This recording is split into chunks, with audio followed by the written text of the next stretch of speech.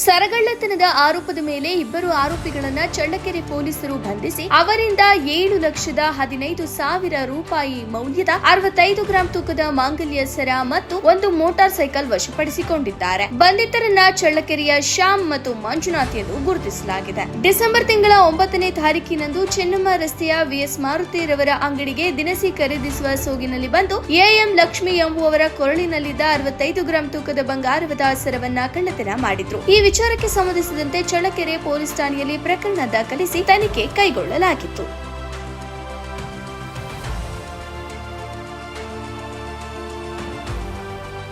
ಪ್ರಕರಣದ ಆರೋಪಿತರ ಪತ್ತೆಗಾಗಿ ಚಿತ್ರದುರ್ಗ ಜಿಲ್ಲಾ ಪೊಲೀಸ್ ಅಧೀಕ್ಷಕರಾದ ರಂಜಿತ್ ಕುಮಾರ್ ಬಂಡಾರು, ಐಪಿಎಸ್ ಮತ್ತು ಹೆಚ್ಚುವರಿ ಪೊಲೀಸ್ ಅಧೀಕ್ಷಕರಾದ ಡಾಕ್ಟರ್ ಶಿವಕುಮಾರ್ ಆರ್ ಹಾಗೂ ಚಳ್ಳಕೆರೆ ಉಪವಿಭಾಗದ ಪೊಲೀಸ್ ಉಪಾಧೀಕ್ಷಕರಾದ ಸತ್ಯನಾರಾಯಣ ರಾವ್ ಎಂಜಿ ಇವರ ಮಾರ್ಗದರ್ಶನದಲ್ಲಿ ಪೊಲೀಸ್ ನಿರೀಕ್ಷಕರಾದ ಕುಮಾರ್ ಕೆ ಇವರ ನೇತೃತ್ವದಲ್ಲಿ ಈರೇಶ್, ಶಿವರಾಜ್ ಜೆ, ಪಿಎಸ್ಐ ಹಾಗೂ ಸಿಬ್ಬಂದಿಯವರ ತಂಡ ರಚಿಸಿರುತ್ತಾರೆ. ಪ್ರಕರಣದ ಬೆನ್ನತ್ತಿದ ಪೊಲೀಸರ ತಂಡ ಇಂದು ಅಂದ್ರೆ ಜನವರಿ 5 ಬೆಳಗ್ಗೆ 8 ಗಂಟೆಗೆ ಪಿಎಸ್ಐ ಈರೇಶ್ ರವರು ಚಳ್ಳಕೆರೆ ಟೌನ್ ಹೊರವಲಯದ ಅಜ್ಜಯ್ಯನಗುಡಿ ಬಳಿ ಮೇಲ್ಕಂಡ ಪ್ರಕರಣದ ಇಬ್ಬರು ಆರೋಪಿಗಳನ್ನ ವಶಕ್ಕೆ ಪಡೆದುಕೊಂಡಿದ್ದು ಅವರಿಂದ 65 ಗ್ರಾಂ ತೂಕದ ಮಾಂಗಲ್ಯ ಸರ ಅಂದಾಜು ಬೆಲೆ 7,15,000 ಮತ್ತು ಒಂದು ಮೋಟಾರ್ ಸೈಕಲ್ ಬೆಲೆ 15,000 ಒಟ್ಟು 7,15,000 ಮೌಲ್ಯದ ಸ್ವತ್ತುಗಳನ್ನು ವಶಪಡಿಸಿಕೊಳ್ಳಲಾಗಿದೆ.